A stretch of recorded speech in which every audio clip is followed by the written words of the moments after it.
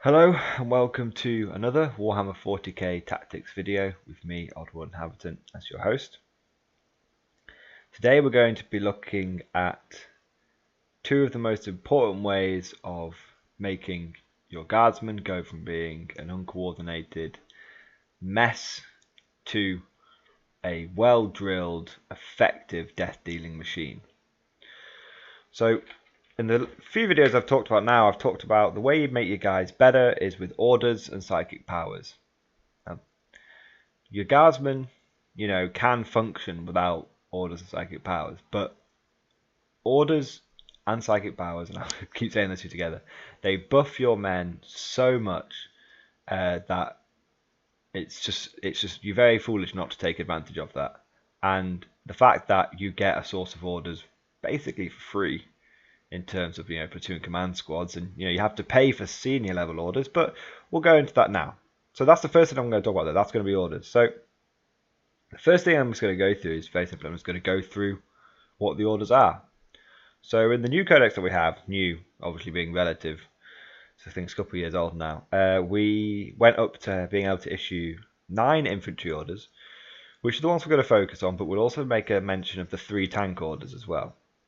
So the 9 infantry orders can be broken down into 2 groups: junior officer orders and senior officer orders. Okay, so the first 6 that you can get are all junior officer orders, and the first one is take aim. And I'm going to tell you what I think of each one as I go through. And the first one is take aim. I'm not going to read the description or anything, it's the narrative description.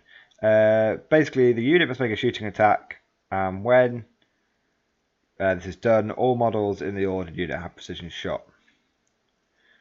This is an order I don't think I've ever used, but I know it has potential. Because if you've got an enemy unit that's bearing down on you, let's say an apothecary on bike in a sort of 5-man command squad. Okay, it could be useful to make sure, or 5-man bike squad, it doesn't have to be a command bike squad, but 5-man bike squad, it could be useful to make all your plasma guns and all your other guns precision shot, and then hopefully you'll get some 6s on that AP2 weaponry, and you can put it on the apothecary, which would remove the bikes feel no pain, or something, something to that effect. Maybe there's a drop pod that's dropped out, and 5 assault marines have popped out, and they've got a couple of flamers in there. It's a good idea to try and get rid of the flamers first, so that they don't roast your infantry. Now, the problem with this rule is the enemy can still make lookout sir rolls. So if you're trying to snipe out that important independent character, let's say the apothecary or the librarian, you're trying to reduce the amount of psychic powers your opponents get. Most of the time, these characters are going to be independent characters, which means they'll be passing a lookout cern or 2 up. Needless to say also that they'll be, unless it's an AP2 weapon, most of the time your opponent's going to get his saves, and even if he doesn't get a save, he'll still be able to jink if it's on a bike. So against characters, this order isn't particularly useful. The second example I gave, the flamethrowers, that's where it becomes more useful. But again, the issue with this is that there are better rules, there are better orders to issue when you're being threatened by special weapons. Okay? So for example, if the flamethrower is threatening you, that means the enemy is relatively close. You're probably better off using first rank fire, second rank fire, which is what we'll get to later, because you'll just kill the whole unit. Better to kill the whole unit than kill a couple of specific guys. So this order has some uses, but generally I have never used it for a good reason. I've never found it useful. So the second one, smite at will. You must make a shooting attack, and when we're talking shooting attack, the ordered unit has split fire. So this is potentially useful because, again, if you've got a squad of guys and they've got a las cannon in there, and then you've got 10 guys with one las cannon, maybe you want to shoot that las cannon at a tank and shoot the las guns at some infantry. generally speaking, again, there are better orders in this one. You know, this one is, it's useful, but most of the time I'm not really that bothered about split firing. With the guard, it's all about overwhelming firepower. You know, and I'm not bothered about putting one shot here, one shot there. And the Tactica Imperialis or Imperium says, focus all your firepower on one target until it's utterly destroyed. When it's been utterly destroyed, move on to the next one. And that's what you should be doing with guard. You should be putting all your firepower into one unit. Remember, this is the age of monstrous creatures. You see some vehicles, but this is the age of monstrous creatures. So your lasguns are still going to be reliably, well, semi-reliably wounding them. You may need those 6s. So 99% of the time, it's not really a big deal that you're shooting a lasgun at the same target as the lasguns, because everything's going to be wounding them anyway. Food for thought. So, yeah, split fire, again, not particularly useful. I have never used that order. I can honestly say I've never ever used it. The third order. First rank fire, second rank fire. The ordered unit must make a shooting attack. When resolving this shot, all models firing lasguns or hotshot lasguns fire one additional shot. This is the number one order to go to. I've mentioned this time and time again. If you have no other orders to issue, if you don't know what to issue, if in doubt, first rank fire, second rank fire.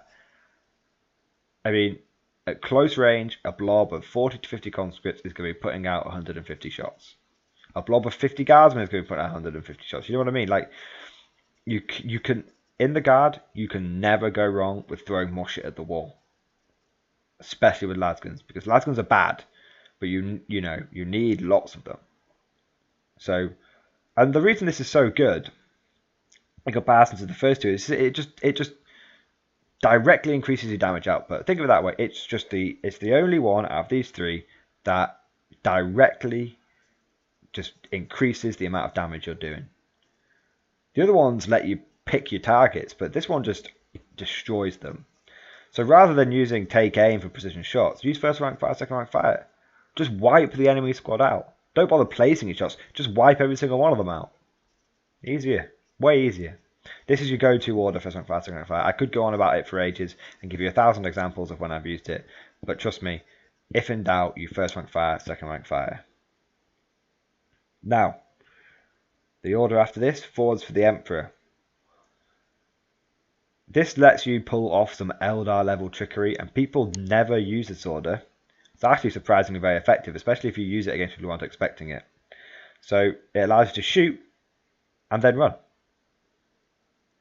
which is very, very useful because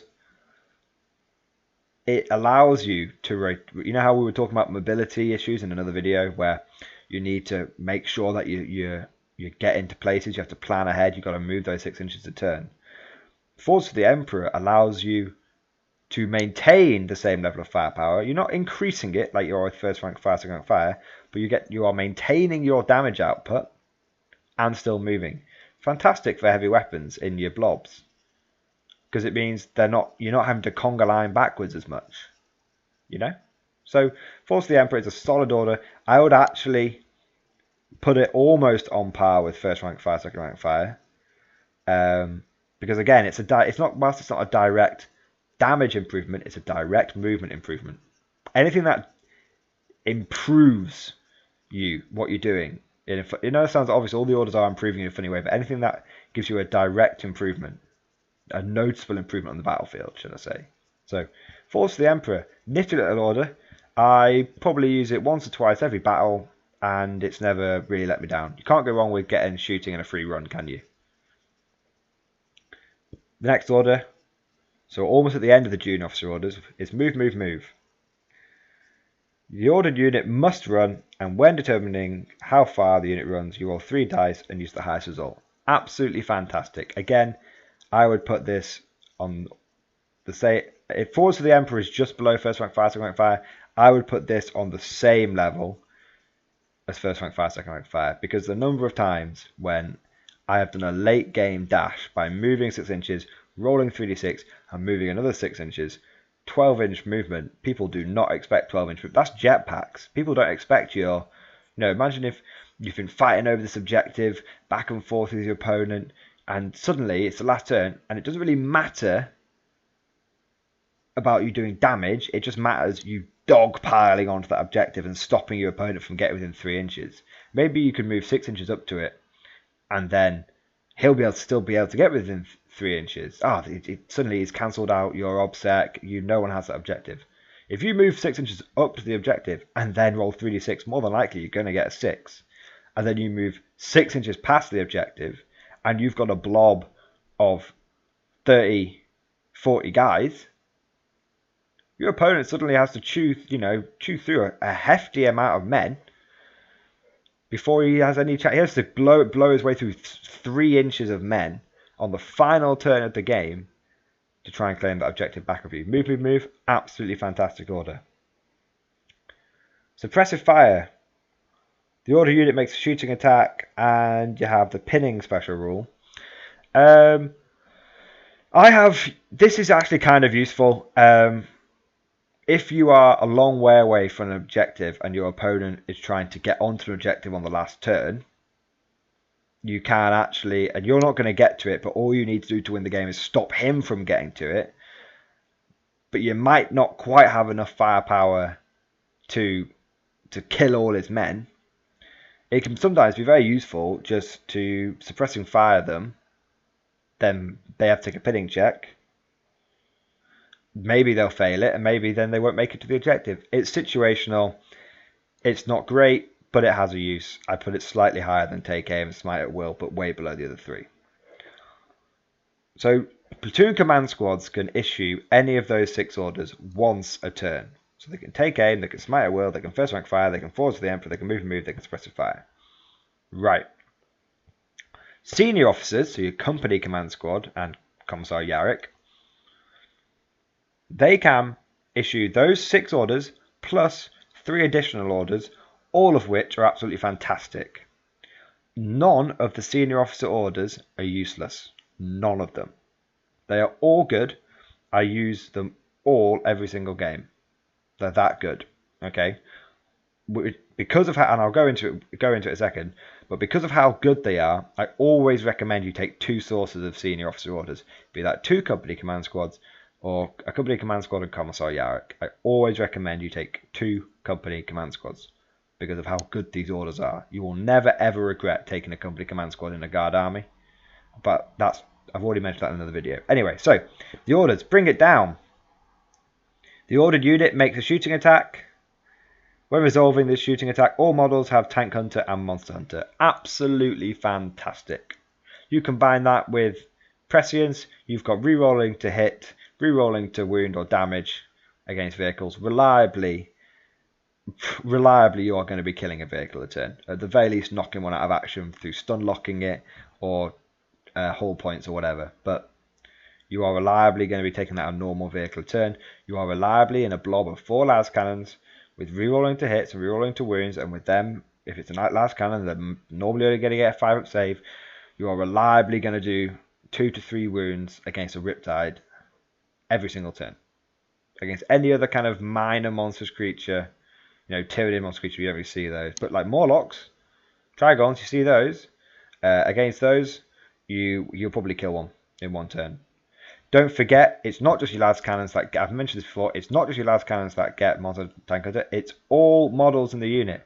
So your las cannons have Monster Tank Hunter, your grenade launchers or melter guns have Monster Tank Hunter, your las guns have Monster Tank Hunter, your fucking las pistols have Monster Tank Hunter. If you've taken crack grenades on a guy, they have Monster Tank Hunter. If you have taken frag grenades, that frag grenade that has been chucked by a guy has Monster Tank Hunter. Don't forget it. It's not just their weapons. It's everything. It makes such a huge difference. The number of times that I have shot my las guns, let's say you've got a Riptide that's already taken a couple of wounds, you chip off 3 more, it's got 1 left, your opponent's feeling confident, suddenly you unload 30 las guns into him, you're rerolling those hits because of prescience, you're rerolling those wounds, he only has to fail 1. It's doable. Not guaranteed, but it's fucking doable. Next one, fire my target. It gives every model, all weapons of the ordered unit have ignore cover. Absolutely fantastic. The number of scatter bikes out there. So the bring it down is obviously your anti-Riptide. If we're talking competitively, it's anti-Riptide. Fire my target is your anti-scatter bike. The number of times where scatter bikes have, that you come across scatter bikes in a competitive tournament, or any Tau vehicles, or any Eldar vehicles, any flyers even. If you're taking pot shots at a flyer, every single one of these ignores cover. So, like, this one doesn't help your lasguns quite as much, because most of the time people just take their armor saves. But for example, if you've got a Dark Elder Reaver jet bike with 3-up Jinx save because of Skilled Rider, suddenly your lasguns are suddenly everything's hitting them on 5, so your lasguns, it's everything, he only has a 5-up save, sorry. Suddenly your lasguns go from struggling to kill Space Marines to struggling to kill basically toughness 4 guardsmen. Very useful Find My Target. Side note, you can put Find My Target on a senior officer squad who has a massive ordnance in it, and then fire that massive ordnance, try and not scatter, and you'll have a ignores cover, infinite range, strength 9, AP 3 blast template. Large blast. Nothing to be sniffed at. Get Back in the Fight.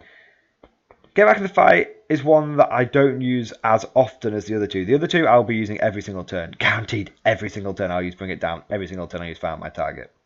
Get Back in the Fight, basically what it does is if a unit is falling back, they immediately regroup. If they don't make a 3-inch consolidate move, they just regroup. And if they've gone to ground, they immediately get back up. In the case of, and this specifically says this, if the unit has gone to ground, the effects of going to ground are immediately cancelled. Instead, in either case, the ordered unit can act, shoot, run, charge, interestingly, normally for the remainder of the turn. Very useful. Very, very useful. Two reasons this is good. If you're behind an edge defense line, you go to ground for a 2-up cover save, you get back up, your shooting's not been affected. If you're behind your conscript wall, you get a 5-up cover save, you go to ground if you need to, you get back up. If you're on an objective and it's, near, you go to ground on that objective, get back in the fight, they get back up, still shooting good. Get Back in the Fight is a solid order. You'll find you don't really use it for regrouping units. You'll find you use it for getting back up off the ground. Okay. So all of those orders are absolutely fantastic, and they buff you in loads of different ways. Now, I'm going to go now quickly onto psychic powers. Okay. So I'll admit here, I generally don't take Psychers all that much, simply because I like to play pure guard, and the only way for us to get Psychers is a 75-point Primaris Psyker, and a 75-point Primaris Psyker is the same cost as a squad with a missile launcher and another special weapon. So, and I like to go for pure numbers, but Psychic powers are very good. They're absolutely fantastic. There's only really one table you're ever going to look at, okay? The divination table.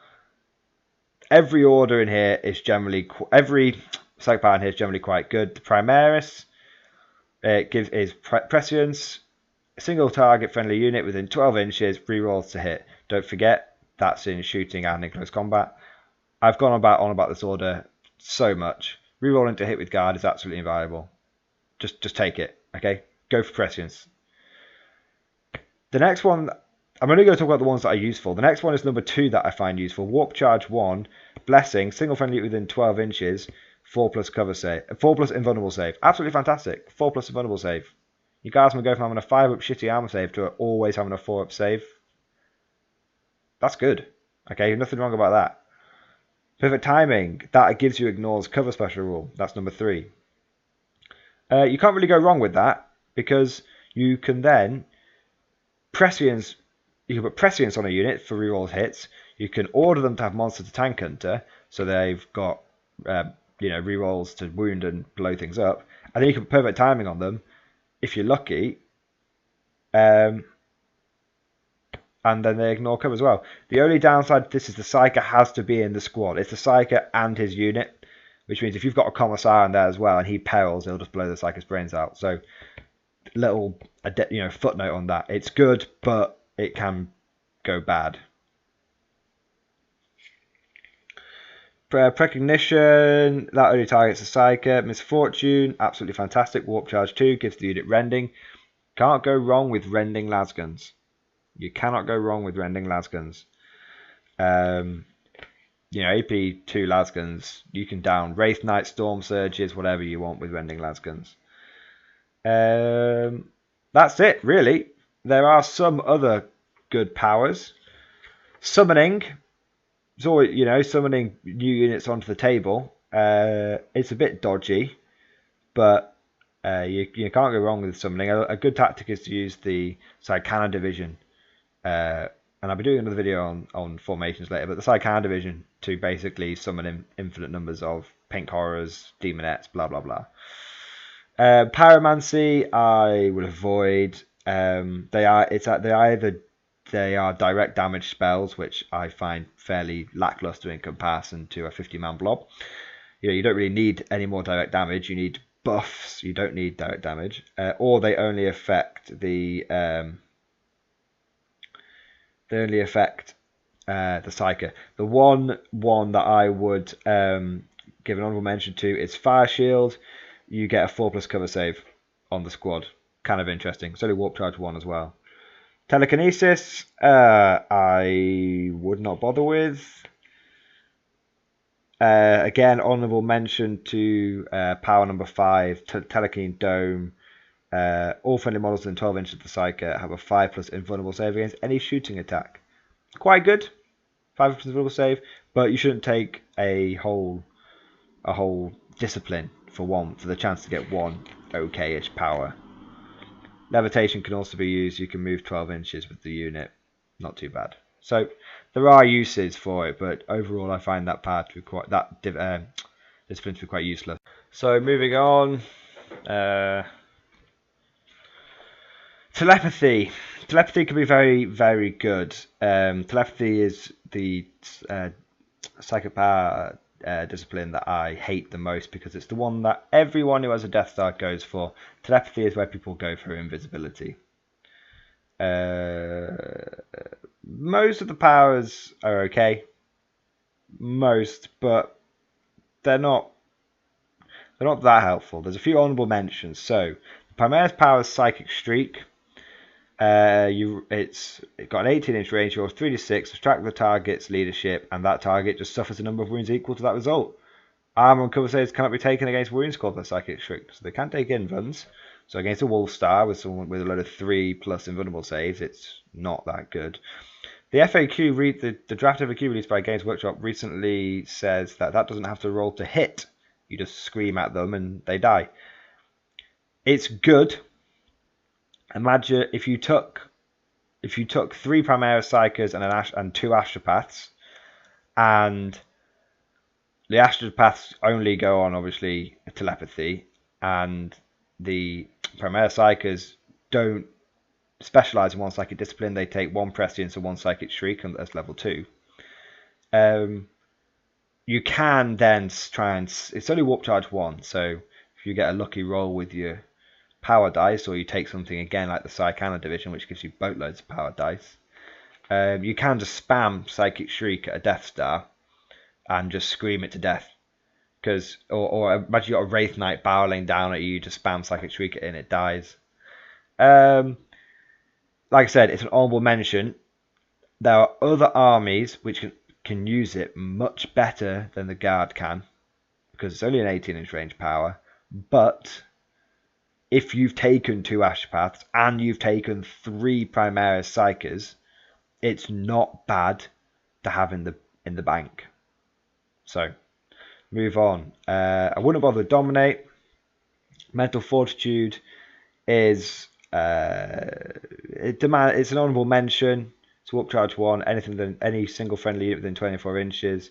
If that target is falling back, it regroups. So it's kind of like get back in the fight. At least with this one, in theory you could regroup them, but remember if this doesn't affect go to ground, but mentally if you've got a unit that's running away, you could regroup them and then give them an order as well. So useful. Terrify I don't find particularly useful. Shrouding is good. Warp Charge 1. The Psyche and all friendly models within 6 inches of the Psyche have the Shrouder special rule. It's good. Invisibility. Oh, how frustrating. Invisibility is 2 warp charge. Any mini units that are shooting at the unit that is invisible can only fire snapshots. So in theory, this is absolutely fantastic because you could make one of your blobs invis, and then it's really difficult to kill because suddenly blast weapons aren't affecting it. Blasts, any flame weapons, things that normally are the bane of infantry, can't affect it. It's good. Invisibility is very good, but at the end of the day, you're making guardsmen slightly. You're trying to make guardsmen impossible to kill, and you're doing it wrong. Don't try and make guardsmen impossible to kill. Accept the fact they're going to die and take more of them. Okay, so demonology, potentially useful. Gate of Infinity for zooming around the board. Potentially you could. I don't think you can even get access to demonology though. That's more for allies, so we'll ignore that one. The last one's biomancy. It's actually the very first one of the thing. I've just gone back to it. The reason I don't like biomancy is they focus on making your. Well, it's alright. It's alright. A lot of them just affect the Psyker though. So Smite is the Primaris is a bit shit. It's just a bit of a shooty power. Iron Arm makes your Psyker way stronger and tougher. But again, he's only a guardsman, You give +3 strength to him. He's only strength 6. It's not that great. And Feeble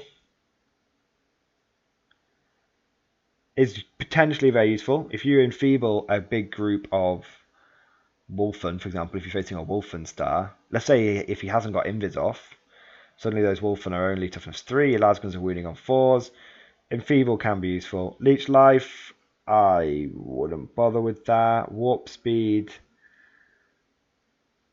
only affects the Psyker. Endurance is good. Single friendly unit. All models in that unit have Eternal Warrior, Feel No Pain, and Relentless. That's potentially very good.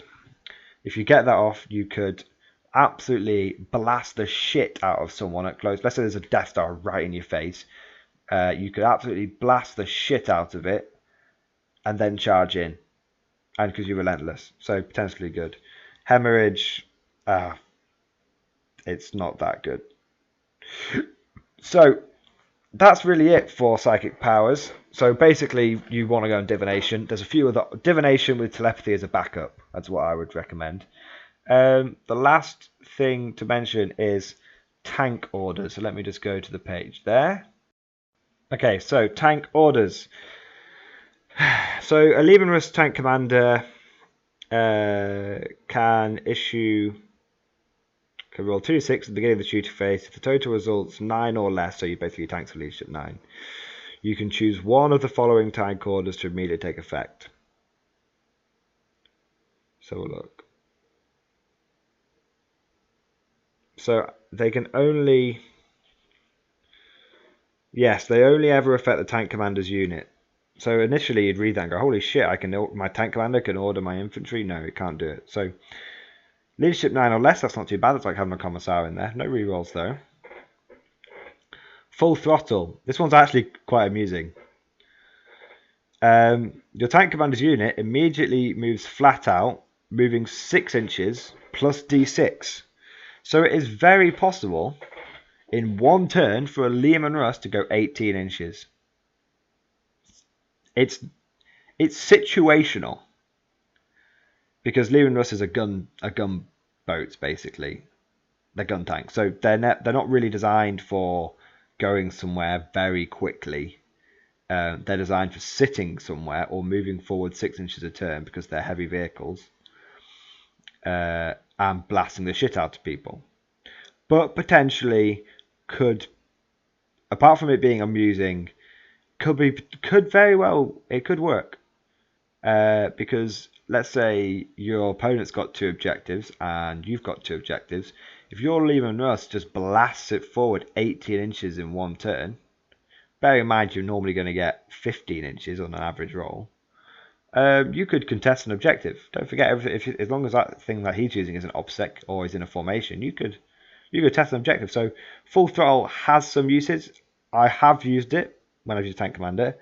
probably gets used once every 5 battles, but it is useful. It's not terrible. Gunner's kill on sight. Basically, the tank commander must shoot at a different target to the rest of his unit. You must resolve the tank commander's shot first. Once this shooting attack has been resolve the shooting attacks made by the rest of the unit.